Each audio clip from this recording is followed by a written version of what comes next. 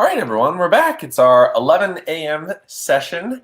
A very important topic, one that I personally struggle with a lot, especially sitting in these streaming rooms all of the time and being the grand poobah for LSW20. But our 11 a.m. session is about confronting imposter syndrome. And I am so pleased to have Krista here. She is a just dynamic keynote speaker. She's spoken at all different kinds of startup weeks across the Front Range. She's involved in so many organizations. She's a leader in our communities, and here today to talk about confronting imposter syndrome, which is such a crucial and important topic for everyone. Frankly, we could say leaders, we could say entrepreneurs, but it's more than just that. So. At any point, if you have questions, comments, things that you would like to bring up, please put them in the chat. And I'm sure we'll either get to them throughout the presentation or at the end, whenever you would like. So, Krista, I'll let you take it from here. Great. Thank you so much, Morgan. It's great to be here. And welcome to this session of Longmont Startup Week. And the topic is Confronting Imposter Syndrome. Wow. It is really hard for many of us to truly take up our space in the world. I'm a professional speaker, and it's kind of an interesting dynamic because a lot of the time I take up space on stage. But the interesting thing that I've found about that is that I'm given the opportunity, I'm given that space, I'm given permission, right? There's usually some kind of application process, or I've been hired as a speaker. And someone has said, Krista, this space is for you to take up. But that's not the reality for most of us as we move through our day, as we move through our work and our life. We don't usually have people giving us permission to take up space. And so it can be really hard to stand up and speak up for ourselves and take up that space in the world. And so I want to share with you a story. A couple of years ago, something very profound happened to me at a speaker training I went to. So I went into this program. It was this multi-day speaker training. And I went out there and we were just getting up on stage over and over again throughout the 3 days. And on the last day, we had an opportunity to get up on stage one more time. But this time was different. This time, the facilitator said, we're not going to have time for everyone to get up on stage. This last get up is going to be volunteer only. And the first thought that popped into my head was, I want to get up on stage one more time.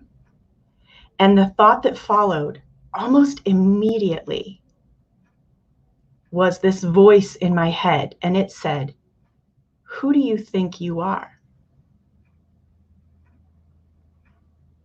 Who do you think you are to jump up and go line up at the side of the stage so that you can have an opportunity to get up on stage one more time? You should just stay in your seat and give someone else a chance. If you go running up there and you line up at the side of the stage, what are people going to think about you? What might they find out about you?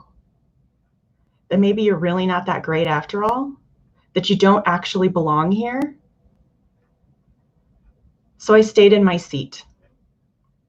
And other people who were braver than me jumped up and they lined up at the end of the stage. And the facilitator said, okay, the people who are in line right now, that's all we're going to have time for this last round of get-ups. And I sat in my seat and I watched person after person walk right by me up onto the stairs, onto the stage. Because I was sitting at the end of the front row, right by the stairs that get onto stage. And so every other speaker that had been more brave than me had to walk right by me as they were walking up those steps. And I started to get this gross feeling in my stomach. And I would look at the clock and look at the line and look at the speaker on stage. And I would calculate in my mind how much time I thought each person was going to take. And maybe I would have another opportunity. Maybe I would still get my chance to get up on stage one more time. And that itty bitty shitty committee in my head, it really started beating me up, right? First thing it told me was to stay in my seat. And then the next thing it told me is, You took time out of your business. You traveled. You paid good money to be here. Why wouldn't you take your chance to get up on that stage one more time? And as I watched the other speakers come up onto stage and walk right past me, and I watched the clock, I realized there wasn't going to be time. They weren't going to be taking any other volunteers. And the second to last speaker began to walk up onto stage, and she paused at the stairs, and she walked over to me at the end of the front row. And she said, "I want you to take my place." And I was like, "Huh? What?" I didn't understand what she was saying to me in that moment. So she repeated herself, this beautiful woman named Sarah that I had never met before this training. And she said, "I want you to take my place because I think you have something important to say, and I want to hear from you again." And I got up on stage. I told some version of this story. I was crying, like about half of the audience was crying. And the facilitators, of course, let Sarah wrap up the end of the speakers that day. They went ahead and we went a little bit long, and they let her go as well. But I made a commitment to myself that day that I was not going to stay in my seat when I really wanted to get up. When I wanted to pursue an opportunity, when there was something I wanted to do, I was not going to remain seated anymore. And so a couple of months later, I was asked to give a presentation on imposter syndrome at Fort Collins Startup Week. And remember, I'm not staying in my seat anymore. So I said, "Heck yeah, I'll do that." And at that point in time, I had heard of imposter syndrome, but I really didn't know that much about it. So I started digging into the research, and what I found really fascinated me. I discovered that what I had experienced that day at that speaker training was a form of imposter syndrome. Now, I hadn't previously related to the term imposter syndrome because I'd heard the most common definition, which is the persistent fear of being found out as a fraud. Well, that little nagging voice in my head, it doesn't use the word fraud or fake. It doesn't say, "Krista, you're a fake. They're going to find out that you're a fraud." That little voice in my head, the words that it uses are words like, "You don't belong here. You haven't earned this. You don't deserve to be here." And as I dug into the research about imposter syndrome, I discovered that they're all nuances of the same idea, the idea that we have not truly earned our accomplishments. That whatever it is that you're pursuing, whether it's getting up on stage or writing a book or you're starting your business or whatever that thing is, even as sometimes you're taking steps forward, it's that feeling that like somehow I shouldn't be the one doing this because I don't really deserve it. I haven't earned it. I'm basically a fake. I'm a fraud. And I learned about imposter syndrome that it's incredibly common. So when imposter syndrome, when this phenomenon was first being studied, it was believed that it most commonly affected high achieving women. But what they found was that in fact, both men and women experience imposter syndrome about equally, and that up to 70% of the population will experience imposter syndrome at some point in time. 70%, that's most of us. Most of us are going to have that moment that we're thinking about doing something, or we even have the opportunity to do something. And maybe we take a few steps forward and we push through our fears and we do it anyway, or maybe we stay in our seat. And I love talking about this topic because the thing that I learned that day at that speaker training, that thing that I learned is true for me, is true for you too. And that is that you have something important to say. And someone out there wants to hear from you. There's someone out there who is waiting for what you have to offer, for your brilliance, your genius to shine through. And if you stay in your seat because you're afraid of what someone might think of you, or because you don't feel like you're somehow good enough, or you're afraid of being found out as a fraud, you're not getting that chance to speak your truth, to help those people who need exactly what you have to offer. And it doesn't require you to do it perfectly. And it doesn't require you to, know everything there is to know about any subject, to get up and share your brilliance, to share the thing that you know that other people don't. And so imposter syndrome, what they believe is the cause, it's the inability to integrate our accomplishments. So we're out there, we're doing these bold, brilliant things in the world every day, in big ways and in small ways. We're showing up, we're contributing. We're contributing as individuals through our work and in our communities. We are making that impact. But we aren't allowing ourselves to really own that, to claim that. In fact, the first time I spoke about imposter syndrome at Fort Collins Startup Week several years ago, there was a young woman in the audience, a CSU student. And after my talk, she asked if we could meet for coffee. And so later on that week, we met up for coffee. And this intelligent young woman was telling me how she had received an internship to NASA, and she had crippling imposter syndrome about it. And that's the thing about imposter syndrome, is the opportunities that do come our way, we are most often writing them off as, well, it was just luck. I just got lucky. Or it was, I don't know, must have been good timing, or somehow I must have fooled them. And here I was seeing this play out in this lovely, intelligent young woman who had received this internship from NASA and was telling me she didn't feel like she deserved it. And she didn't know how she was actually going to follow through on this internship, believing that somehow they were going to find out that she didn't really deserve to be there. And so I sat across from her at the coffee shop and I asked her one question. And I said, let me ask you, do you believe that NASA as an organization knows what they're doing and makes good decisions about their organization? And she said, absolutely. They have so much credibility. And I said, so what if you could believe that them choosing you for this internship was not luck? It was not timing. It wasn't because you somehow pulled the wool over their eyes.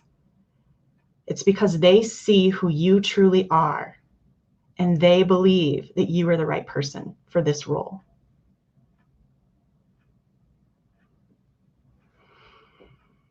Now, imposter syndrome has come up for me multiple times, not just that speaker training. It comes up for me over and over again. It came up for me around writing my book. And in fact, throughout the process of writing my book, I could not identify as an author. And I started this writing group at my co-working space. And everyone that was in this writing group were professional writers of some kind. There were people in the room who had published multiple books. People in the room who had published dissertations, people who were paid professional writers. And there was not one person in this group who felt that they could claim the title of author. In fact, every single one of us had some reason to discount the accomplishments that we had made. So at what point do you become an author was the question that I asked. If it isn't based on you've been paid to write, or you've successfully published your writing, what makes you an author? Is it number of books sold? Is it how many reviews you've gotten? No, you're an author when you do the work, when you dedicate yourself to your craft. Many well-known authors spent years writing manuscripts that went unpublished Were they not an author until they become a bestseller? Or were they an author because they poured their hearts and their souls into the craft? So I started to find just how prevalent this idea of imposter syndrome is. I would challenge it myself. I would come up against it, and so would other people around me. Even when my book was released, my book release party, I had given an advance copy of my book to a friend, and he said to me, "Oh, I can't wait to start reading your book." And there was this moment that I looked at him and I said, "Wait, you're going to read my book?" And he said, "Shouldn't I?" And I was like, "No, I mean, of course, I expect people to read it. I guess I just hadn't really thought about people reading it." Because the thing is that I was afraid, even though I had spent 2.5 years writing this book, publishing this book, when it came out, there was still this part of me that was like, oh my gosh, people are going to read this and they're going to know I'm not a real writer. Like what? I'm somehow some kind of fake writer, that all of those hours that I spent writing and revising, attending writing groups, starting my own writing groups, attending writing conferences, none of that counts? Of course it does. So as I've learned about imposter syndrome and as I've learned to engage with it differently, I've learned some ideas to help you confront it and integrate it a little bit differently, because I can't promise you that imposter syndrome is ever going to go away for you. If you're like me and it comes up through recurring situations, just with looking a little bit different, you may come face to face with it multiple times, but you don't have to let it stop you. You don't have to let it keep you in your seat, because you have something important to say, and there is someone out there that wants to hear from you. So I'm going to share some ideas with you on how to interact and engage differently with imposter syndrome. So what we know is that imposter syndrome stems from the inability to integrate our accomplishments. We're out there, we're doing these bold and brilliant, beautiful things, and we're just not claiming that. We're not giving ourselves credit for it. We're not owning it. And so there's one dynamic that I've seen play out a lot. I have been a career coach for years, and I see this a lot with my coaching clients. One of the first things I often do when I'm working with a client who's in a traditional employment career is I have them, write a list of their accomplishments. And it's so common for people to either really struggle to write out those accomplishments, or to write them out, but then discount them and say all the ways that they don't really get to take credit for that. And I see this not just in coaching clients that I worked with, but I see this even around me in my friends and family and how we relate to the world. When we do what I like to call, we like to play compliment dodgeball. And that's when someone gives you positive feedback or gives you a compliment or some kind of kudos, and you jump out of the way like there is a ball flying at your face. Ha ha! You missed me.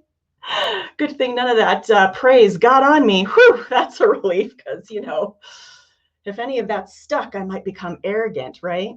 Or superior, or some other word that we're afraid of showing up. So we'd rather just brush that praise off. We'd rather not own or claim that compliment. And so there's a couple of ways that compliment dodgeball plays out. Sometimes it is in a thank you but type response. Someone gives you some sort of praise and your response might be, well, thank you, but, and then you make some statement that invalidates or minimizes what this person is telling you.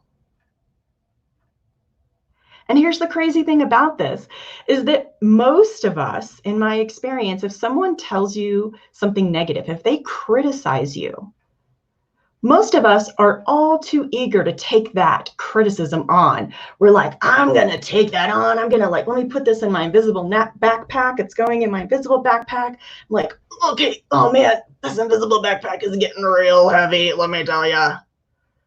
And we're carrying it around with us all day, and we're thinking about it, and we're talking to friends about it. Is that true? I don't know. Gosh, maybe it is true. But when someone says something positive, most of us are not taking that on in the same way that we're taking on a criticism. We're brushing it off. We're not allowing it to come in. We play compliment dodgeball. We say, thanks, but thanks, but I actually kind of messed up on this one part here. And I don't know, you probably noticed that I screwed that up.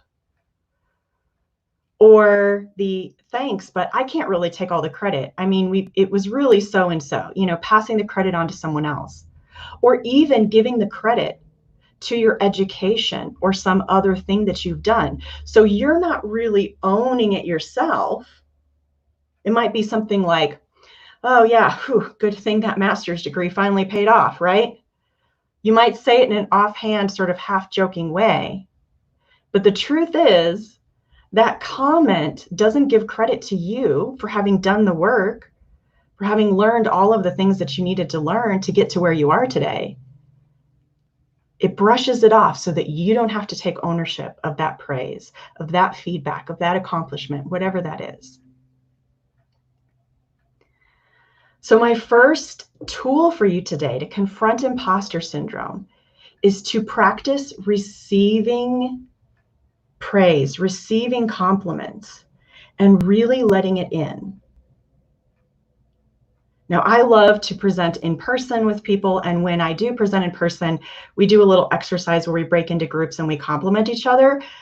It's real awkward and so fun, but we can't do that here in this format. So I'm just going to tell you a couple of tips that I hope that you will try, okay? So I really invite you to pay attention for at least a week, if not two. And every time someone says something positive about you or something that you've done, I invite you to stop and take a deep breath. Really notice your feet on the floor before you respond. Because what most of us do is we respond immediately with thank you. And we either do a thank you, but, or we do a thank you, and then we turn around and compliment the other person in return. And that's just a way to like refocus that compliment. Like, I can't have this positive attention sit on me very long, so I'm going to give something back to you. So really stop, take a breath, feel your feet on the floor, and allow that compliment or allow that praise or that positive feedback, allow it to wash over you. And see if you can take it in. See if you can take it into your body and just feel it for a moment. And when you say thank you out loud. And then I invite you to, in your own mind, say, I know. Thank you, I know. And this feels really awkward for most of us because I know feels like bragging. It feels like arrogance. It feels like superiority. But the thing is if you are experiencing imposter syndrome, you are probably so far to the extreme against taking compliments that you have a lot of room to come toward the middle before you get to arrogance and superiority or any of those other things, right? Because it's a spectrum. And what we're looking for is like healthy balance, healthy integration of believing that the good qualities, the positives that other people see in you are true. So that when you are getting that internship from NASA, for example, like that young woman at CSU, that you are able to claim that and own it and be like, wow, they saw this in me. That's true. I am that. I do deserve this. And this practice of taking in praise and taking in compliments and allowing it to wash over you, allowing yourself to really feel it and to be that, is going to help you not only when you're confronting imposter syndrome, it's also going to help you in so many business situations, whether you own your own business or you work for someone else. Every time you have a conversation with someone about your value and worth, if you don't believe that it's true, it's really hard for that other person to believe that it's true. And so this practice of receiving praise and really like owning it helps you talk more effortlessly about the ways that you contribute and the value that you have to offer. So this practice of receiving compliments and doing it differently than maybe you've done it before is going to benefit you across the board, whether you happen to be dealing with imposter syndrome or not. And the more that you do this, chances are the less that imposter syndrome is going to come up for you, because when those opportunities come, you're going to know that you've done the work and that you have earned it, because you believe all of those people who've given you positive feedback. You feel into that. You know that it's true. Not, I know it's true in an arrogant way, I'm better than everyone else, right? But you know that it's true, that you've done the work. And here's the thing, is like, arrogance isn't necessarily a bad thing. If you take it to the extreme, it is, for sure. But if you have a brilliant, bold idea that you want to share with the world, you have to be at least a little bit arrogant to believe that the solution that you have to offer is going to solve people's problems. Like, there's a little bit of arrogance in that, right? Do you feel that? So don't worry about going to that extreme if you feel like you've been experiencing imposter syndrome. Like I said, own it, practice really letting those compliments in. Stop playing compliment dodgeball, because you have something important to say. And someone out there wants to hear from you. And they're not going to hear it, and you're not going to get to say it if you let imposter syndrome keep you in your seat.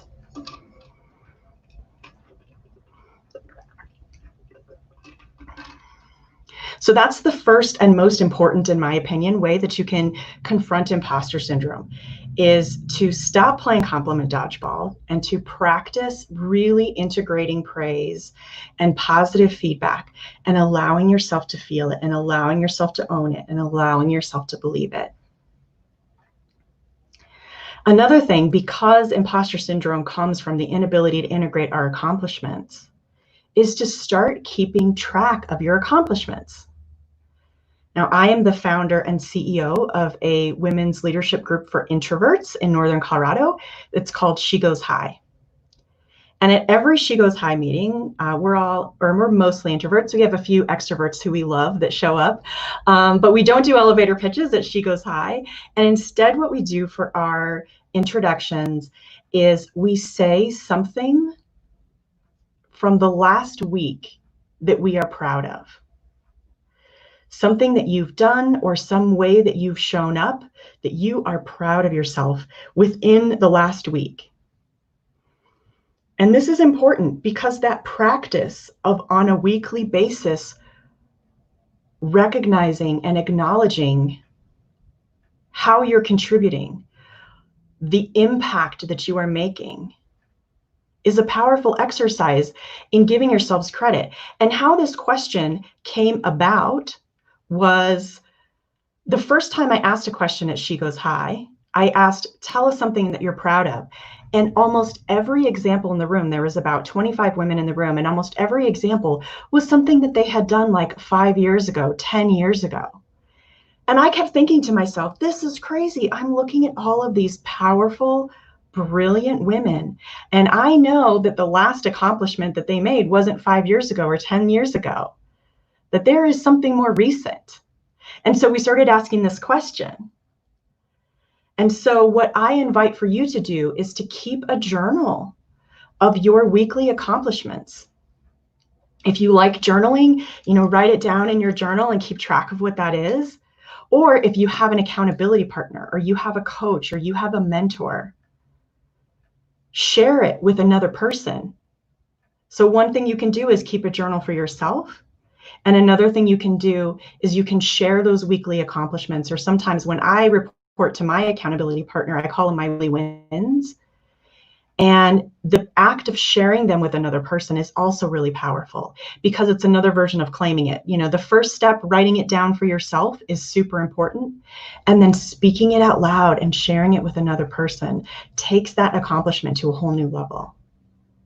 Because no matter how you're feeling about your work or your life today, you might be having a great day, you're on top of the world, and you might be having a day where this pandemic and the situation we're in, it's really getting you down. Maybe, you're really struggling to feel the impact that you're having.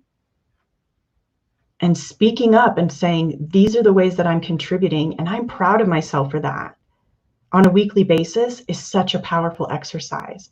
Because no matter what kind of day you're having or how you're feeling about your day, you are making a difference, even when you don't feel like you are that particular day. And even when you're having a down day where you're not feeling like you're making a difference, I promise you that you have something important to say and that people want to hear that from you. So keeping a regular list of your accomplishments. What are you proud of yourself from the last week? When I report to my accountability partner every week on my weekly wins, I try to list at least 3 things. 3 things every week. And let me tell you, there are weeks that I'm feeling it and I can write a list of 6 or 10 things. And then there are weeks that I'm just like feeling a little funky and I'm like, I don't know, I didn't even do anything last week. What was that? Right? I'm sure I'm not the only one that's had that feeling. But I do it anyways. I come up with something. Even if it was like I was feeling really blah. And you know what? I got up every single day and I went over to my laptop and I sent out emails and I did the work. Right? And again, this exercise of keeping regular track of your accomplishments and something that you're proud of every week, it isn't only important to confront imposter syndrome. If you happen to be experiencing imposter syndrome, it will really help you push through it. But even if you're not, that keeping track of those things will help you as you are out there and you're talking to people about your value and your worth in professional settings. Because it's a lot easier to answer a question in a job interview, or it's a lot easier in a sales conversation to talk about why what you do is important and how you help people if you are practiced at recognizing all the big and small ways that you make a difference and what the impact of that is. So this is going to help you across the board. So I really hope that you'll try this one as well. Because we all need to get more comfortable claiming and owning all of the brilliant ways that we're contributing. And then the last tip that I have for you today around confronting imposter syndrome also relates to helping us integrate those accomplishments. And that's just getting practiced, getting way more comfortable talking about your strengths. Because this is really hard for a lot of us, even me, even someone that has been a career coach, and I consider myself to be fairly self-aware, and I still face imposter syndrome, as I'm telling you, right? Like I don't face it necessarily around being a coach, but I might face it around being a speaker from time to time. Or I might face it around, writing my book and being an author. I mean, there's still a part of me that gets a little nervous when people tell me that they're reading my book. I love it. And I'm like, oh, yay, I'm so excited. And then there's also still just that little inkling of a voice that somehow says like, but people are going to find out, right? They're going to find out that you're not as good as you think you are. And the funny thing about that statement is in that mindset, in that headspace, I don't actually think that I'm that good, right? But it's not up to me to decide. It's not up to me to decide as a speaker, as an author, in whatever ways you're contributing. You don't get to decide how other people are impacted by that. They have the experience of you that they have of you. And that's not necessarily about you at all, right? But when you can allow yourself to really feel into that and really enjoy who you are and what your contributions are, and you can own it and you can claim it, you start taking up your space in more effortless ways. And it becomes easier and easier to share what you have to share with the world and to impact all of the people that are just waiting for you. And so the last of the tips that I have for you today is to just get more practiced talking about your strengths. Okay, and so this is a kind of a fun, possibly weird exercise that you can try with friends and family, as well as colleagues, or maybe you even try it with your clients, or maybe you even try it at work. I want you to practice talking about your strengths without justifying or without explaining what they are. So this is going to be a little similar to that first tip around receiving compliments. And I talked about, don't do the thank you but statement where you say thank you and then you somehow discount or minimize or qualify the praise that someone's just given you. For this tip, I want you to get practice talking about your strengths, just talking about them to people. So again, if you have a journal, a good thing to do is to write down at least once a week, this week, you've got the one section where you're writing something that you're proud of or what you've accomplished that week, maybe your weekly wins, if you want to call it that. And then you're also acknowledging, like, these are the qualities or these are the strengths that I showed this week. And so you're just keeping track of what they are. And they don't even have to be things that you know about yourself. Maybe it does come from a compliment or some praise that someone gave you. This week I was brave. This week I was strong. And just writing those things down. So that's one way, is to keep a log and write it down for yourself. And you'll start to notice themes that come up. You'll start to notice where your strengths really are. And my guess is you'll also be surprised by strengths that you weren't even really sure that you had, or you didn't really know were there, or you weren't sure that you could own. Just like this young woman that I said earlier that got the internship at NASA, she felt like she didn't really earn it. But this exercise of noticing your strengths, it's like she may have seen something in herself through the practice of writing it down every week that then helped her see what NASA saw when they selected her as an intern. And then just like the weekly wins, you're writing a journal of your strengths. If you share them with other people, it becomes even more powerful. So again, this is where, you probably aren't going to walk around to people and walk up to people on the street and say, guess what? I am intelligent. I mean, that could be kind of weird. You certainly can do that if you really want to, but it could be a little bit weird if you did that. But if you're talking to family and friends, or you're talking to colleagues or a coach or a mentor or accountability partner, if you're talking to someone who understands the context, I encourage you within a group of people, or maybe just one other person, to start challenging each other to talk more openly about your strengths. So see ways that you can work it into the conversation, or you just claim it and own it. I'm intelligent, I'm resourceful, I'm resilient. Because the more comfortable you get talking about it, the more you believe it's true. The more you believe it's true and you own it and you just show up in that. And that's such a cool thing to do. And then when you're in a sales conversation, or when you're in a job interview, or you're in a raise negotiation, you know what? It's so much easier to show up with those strengths when you're used to doing it, and it has become commonplace for you to claim and own, yeah, this is my strength. I'm good at this. I'm good at this. Whatever that thing is, it doesn't matter, right? I'm good at speaking. I'm good at writing.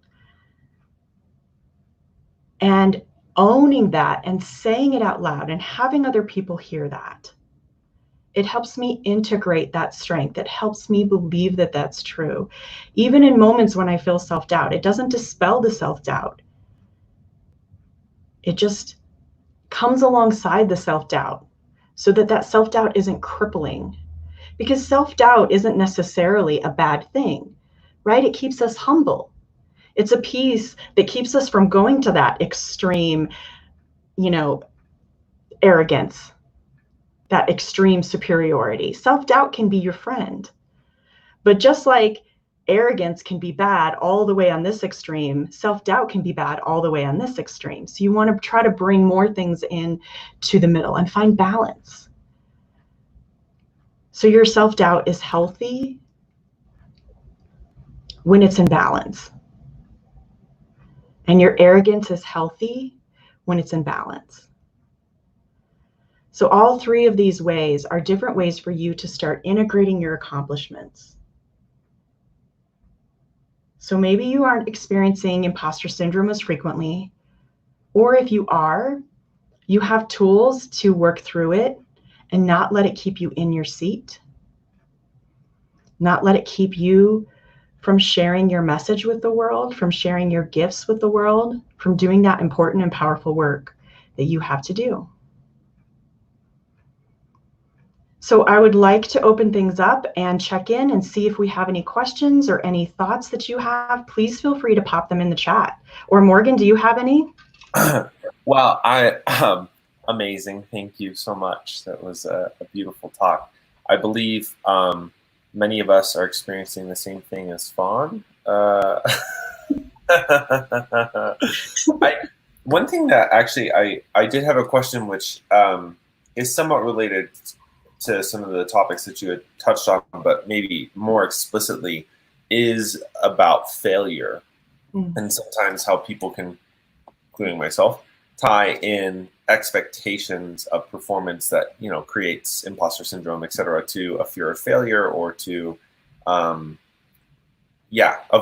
avoiding risk-taking or behavior because you think it's not going to go well. So could you touch a little more extensively on that? I think that is very much in the same theme, if not explicitly.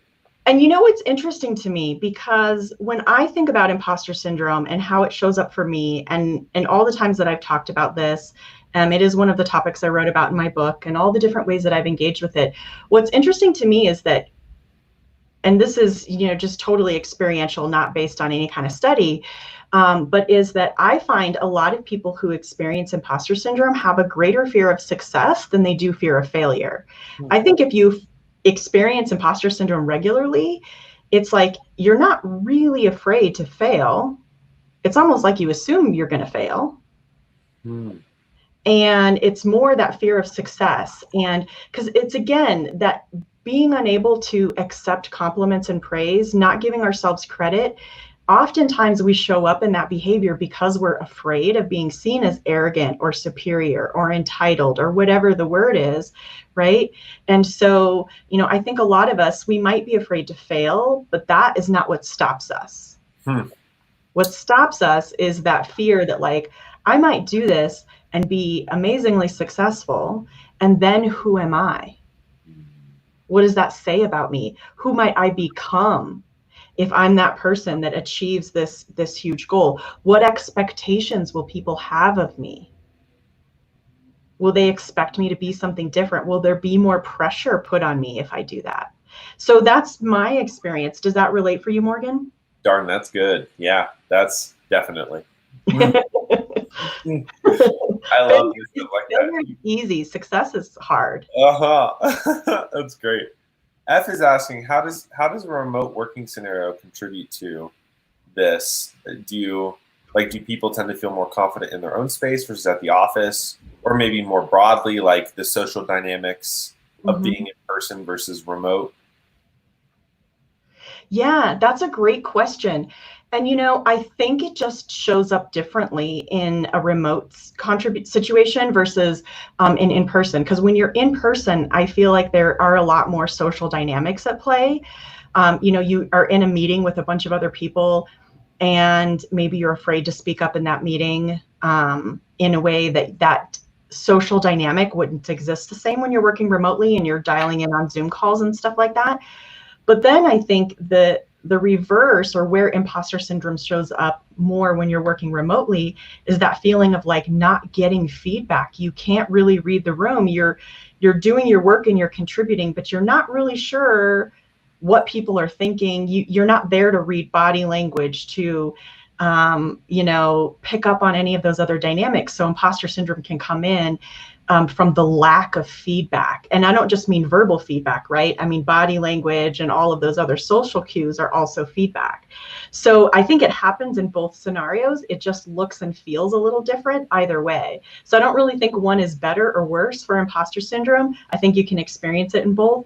It's just going to be based on different factors or have different pressure points. Because in person, you're going to be getting all that feedback from body language and also verbally and from social scenarios.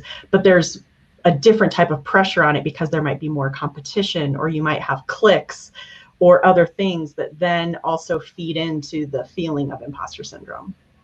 That's great. You've mentioned your book a couple of times, and F's also asking, how did you settle on the name? Were there other spicier contenders? This is a great question. Naming a book is like the hardest thing to do. I blogged for about 12 years, and I always considered myself like good at writing blog post titles that like people would click on. But when it came to my book, it was just like, oh my gosh, I went through. So my very first working title that I had was Poverty and Prozac, because a big piece of my book is I share stories from my own childhood growing up in the Denver area, in poverty, on welfare. My family was on welfare, and there was a lot of mental illness in my family, and I also experienced depression. And so, I really liked the idea of poverty and Prozac. I felt like it was very provocative and would really get people's attention. But the thing is that I did a ton of research into every element of my book, including book titles. And I found that when people are making buying choices around buying a book, they don't really like to be confronted. It's very different when they're reading a blog post or clicking an article. They do like to click on something that's kind of provocative. But when it comes to books and why people buy books, they like more positive. And so that kind of sent me back to the drawing board. And I like the idea of alliteration, obviously. So I just had this inspiration one day. I'm not even sure where it came from, for Beautiful Badass. And I floated it out to some people, including some beta readers, and most people really liked the name. And I did have a few people say they did not resonate with the name, but that's the one I went with. And it really feels like it fits now. It's really become what this book is about. So thanks for the question. Yeah. That's great. Sergio's asking, do you have any tips or advice on getting over the fear of success? Yeah, that's a great question. When I think of how fear of success has shown up for me, I think what's been most important in my journey is a lot of the stuff that I've already shared with you around imposter syndrome, right? That acknowledgement of my own value as an individual.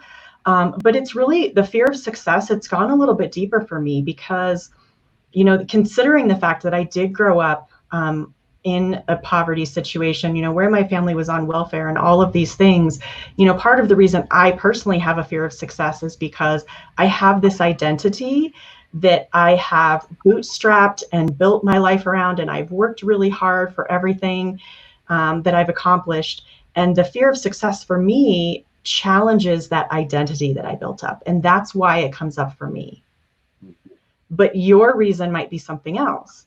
And so I think when it comes around that fear of success, it's not like an easy, here's a quick tip. I think it's individual to you. Why is that fear of success coming up? What is the thing for you that you're afraid is going to happen if you become successful? Is it that people are going to want or expect more from you? Is it that it's going to change who you are? Is it that it's going to challenge the identity that you have built for yourself? What is that core underlying reason that the fear of success comes up? So identifying that and then working and engaging with that core fear around what success is going to mean, I think that's the way to go about it. And like I said, I think there's a lot of different reasons for a lot of different people that we have that fear of success. Yeah, and back to that question, or it's like an extension of that earlier question of who do you think you are? That shaming kind of question. That, yeah, who do you think you'll become because of? That's great. And even when you look at celebrities or people who are very successful, in our society, it's a really interesting dynamic because at the same time that we lift them up and put them on this pedestal, we also love to criticize. We love to criticize and poke at people who are truly successful. So our society, particularly here in the US, has this really interesting dynamic with success where we're like, yay, go you. And then we're also like, but I hate you and you suck. It's true. It's so true. Fawn loves your title. Oh, thank you so much. Yelling some good vibes. That's amazing. Well, Krista, thank you so much for joining us at Startup Week. Please pop in any questions in these last moments if you have any more. I so appreciated your talk and your insight and wisdom to share here. I deeply appreciated your time and for all the wisdom that you've shared. Thank you so much. It's been such a pleasure. It's really kind of fun. And I totally also have imposter syndrome about doing virtual speaking engagements instead of in person. And this is, I've been doing a few of them over the last several months. So thank you for allowing me to continue to confront my own imposter syndrome around being a virtual speaker in this kind of format as well. So thanks. Very welcome. Yes. All right. Where should people go if they want to get in touch with you? So you can visit my website. It's liveandlovework.com. And liveandlovework.com is my regular website, and it will have links to She Goes High, to my book, and other things that I do. Awesome. Well, thank you so much for joining us. Thanks, Morgan. Thank you, everyone.